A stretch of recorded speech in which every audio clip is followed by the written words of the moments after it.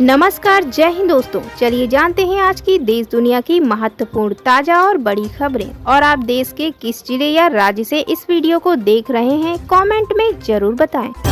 मुस्लिमों पर अत्याचार कर रहे हिंदू, मोदी योगी पर भयंकर भड़के अयोध्या के संत। जी हां, बता दें दोस्तों, उत्तर प्रदेश के सुल्तानपुर स्थित खुर्शीद क्लब ग्राउंड में जश्न वारिस पाक के अवसर पर कव्वाली का आयोजन किया गया।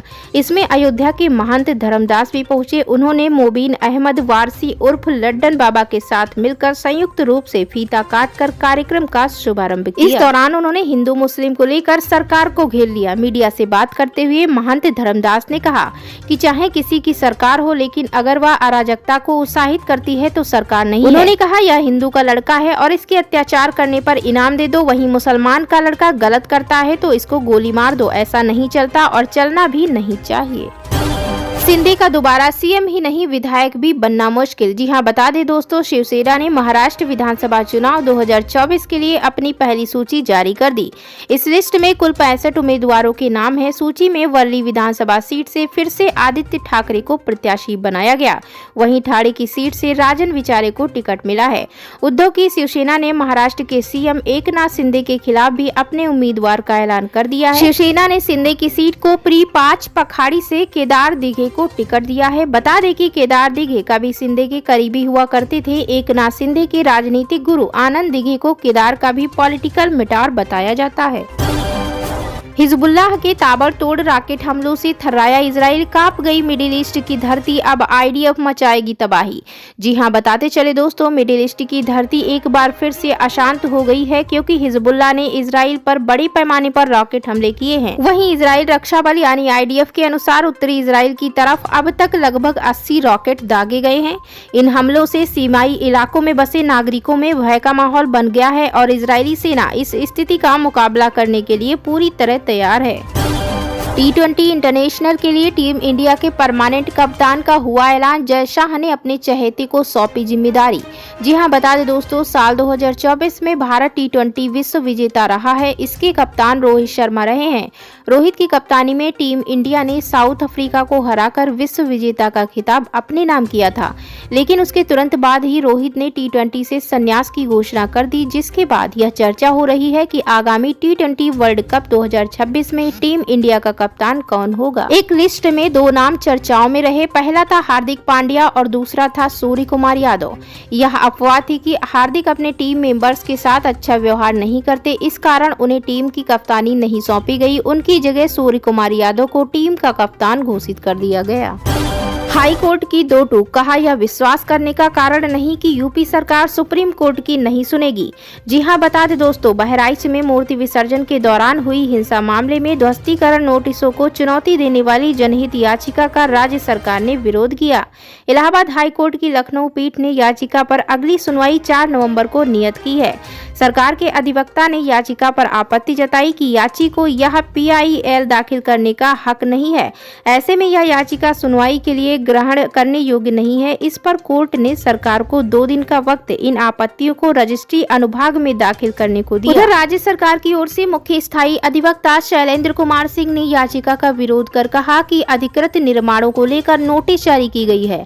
नोटिसों को PIL के जरिए चुनौती नहीं दी जा सकती। ऐसे में यह याचिका खारिज करने के लायक है। वहीं बीते रविवार को इलाहाबाद हाई कोर्ट की लखनऊ पीठ ने मामले में राज्य सरकार से जवाब तलब कर जानकारी पेश करने का आदेश दिया था। साथ ही जिन कथित अवैध निर्माणकर्ताओं के निर्माणों को ढहाने की नोटिस जारी की गई है, उन्हें इनका जवाब दाखिल करने को 15 दिन का समय देकर अफसरों को मामले का निस्तारण करने का आदेश भी दिया था। कोर्ट ने कहा था कि निर्माणों के ध्वस्तीकरण मामले में सुप्रीम कोर्ट ने बीते 17 सितंबर को ही संज्ञान लेकर आदेश दिया था। ऐसे में यह विश्वास करने का कोई कारण नहीं कि उत्तर प्रदेश सरकार सुप्रीम कोर्ट के आदेश का तत्परता से पालन नहीं करेगी। कोर्ट के पहले के आदेश के तहत मांगा गया ब्यौरा भी बुधवार को राज्य सरकार की ओर से पेश किया गया। यूपी में सीएम योगी के बटेंगे तो कटेंगे वाले बयान पर सियासत तेज। अब डिंपल यादव ने दी प्रतिक्रिया। जी हां, बता दें दोस्तों, उत्तर प्रदेश में 9 विधानसभा सीटों पर होने वाले उपचुनाव के लिए समाजवादी पार्टी और बीजेपी पूरी तरह से मैदान में उतर चुकी है। वहीं इस समय पर यूपी के मुख्यमंत्री योगी आदित्यनाथ के बटोगे तो कटोगे वाले बयान पर सियासत तेज है। सीएम योगी के इस बयान पर अब समाजवादी पार्टी की सांसद डिंपल यादव की भी प्रतिक्रिया सामने आई है। मैनपुरी से लोकसभा सदस्य डिंपल यादव ने मंगलवार को कहा कि उत्तर प्रदेश के मुख्यमंत्री योगी आदित्यनाथ का बटोगे तो कटोगे बयान लोगों का ध्यान भटकाने के लिए। मैनपुरी में संवाददाताओं से बातचीत में डिंपल ने कहा कि उत्तर प्रदेश की जनता ये अच्छी तरह से जानती है कि बटोगे तो कटोगे जैसे बयान लोगों का ध्यान भटकाने के लिए हैं और भविष्य में भी ऐसे बयान आएंगे। उन्होंने कहा, युवा पीढ़ी रोजगार चाहती है, महिलाएं, लड़कियां और बहनें सुरक्षा चाहती हैं, किसान उर्वरक चाहते हैं। इस तरह के बयानों का मतदाताओं पर कोई असर नहीं पड़ेगा। यह लोगों को बांटने की इस सरकार की नकारात्मक सोच है। एक सवाल के जवाब में उन्होंने कहा कि भाजपा ने लोकसभा चुनाव में भी सभी सीटें जीतने का दावा किया था, लेकिन जो हुआ वह सबके सामने है। यूपी विधायक पर मंडरा रहा खतरा। लॉरेंस बिश्नोई गैंग के अरेस्ट, शूटरों का बड़ा खुलासा। लॉरेंस बिश्नोई गैंग ने कई राजनीतिक हत्याओं को अंजाम दिया। हाल ही में हुए बाबा सिद्दीकी की हत्या ने पूरे देश में सनसनी फैला दी है।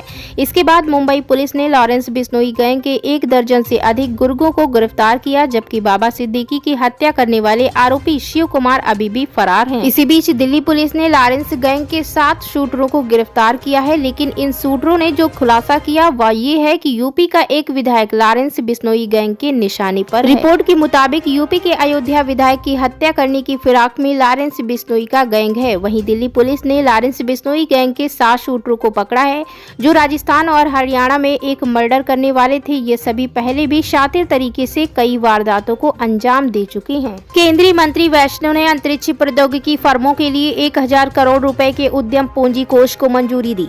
केंद्रीय मंत्री अश्विनी वैष्णव ने गुरुवार को घोषणा की कि केंद्रीय मंत्रिमंडल ने अंतरिक्ष प्रौद्योगिकी क्षेत्र में फर्मों को समर्थन देने के लिए 1000 करोड़ रुपए उद्यम पूंजी कोष को मंजूरी दी है। यह कोष भारतीय राष्ट्रीय अंतरिक्ष संवर्धन और प्राधिकरण केंद्र के तत्वावधान में स्थापित किया जाएगा, जो अंतरिक्ष विभाग के तहत एक स्वायत्त निकाय है। वैष्णव ने कहा कि यह कोष पेशेवर रूप से संचालित होगा और व्यवसायीकरण की क्षमता के आधार पर लगभग 40 फर्मों का चयन करेगा। लाल स्याही से लिख ले नाम, सबका हिसाब होगा। इन अफसरों को शिवपाल सिंह यादव की चेतावनी।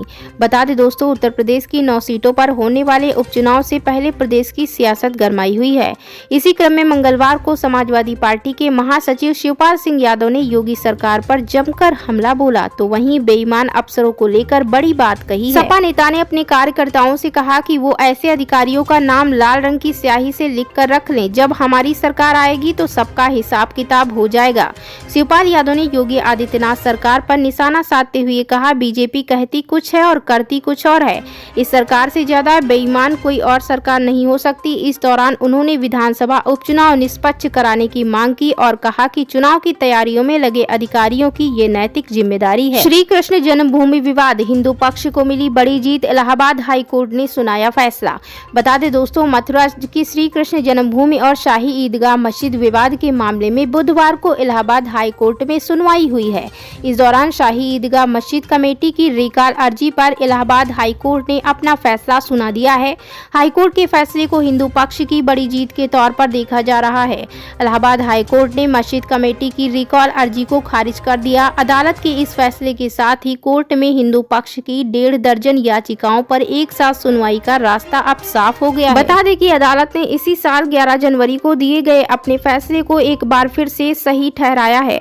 दरअसल इस याचिका में मुस्लिम पक्ष की ओर से कहा गया था कि हिंदू पक्ष की याचिकाओं में असमानताएं हैं, इसी वजह से अलग अलग सुनवाई की मांग की जा रही है। इसलिए इन याचिकाओं को एक साथ नहीं सुना जाना चाहिए। बहराइच हिंसा पर नया मोड़, मुकदमा दर्ज कराने के बाद पलटे भाजपा विधायक, अब कही ये बड़ी बात। बता दें दोस्तों, मंगलवार को अपने आवास पर पत्रकारों से बातचीत के दौरान भाजपा के महसी विधायक सुरेश्वर सिंह ने कहा कि मुकदमा लिखा देने से ना कोई मुलजिम होता है और ना दोषी होता है। जहाँ की घटना की है वहाँ CCTV लगे हैं, उन्हें विवेचन निरीक्षक देखेगा और जो भी दोषी होगा, जिसने फायर किया होगा, जिसने ईंट पत्थर चलाया होगा, उस पर कार्रवाई करेगा। भाजपा विधायक ने कहा कि इसका महाराजगंज की घटना से कोई लेना देना नहीं है। मुकदमा दर्ज होने के बाद मुझे जानकारी हुई कि अर्पित श्रीवास्तव भाजपा के युवा मोर्चा के नगर अध्यक्ष हैं। अर्पित के साथ भाजपा विधायक की फोटो भी वायरल हो रही। उस समय विधायक ने पहचानने से इनकार किया था।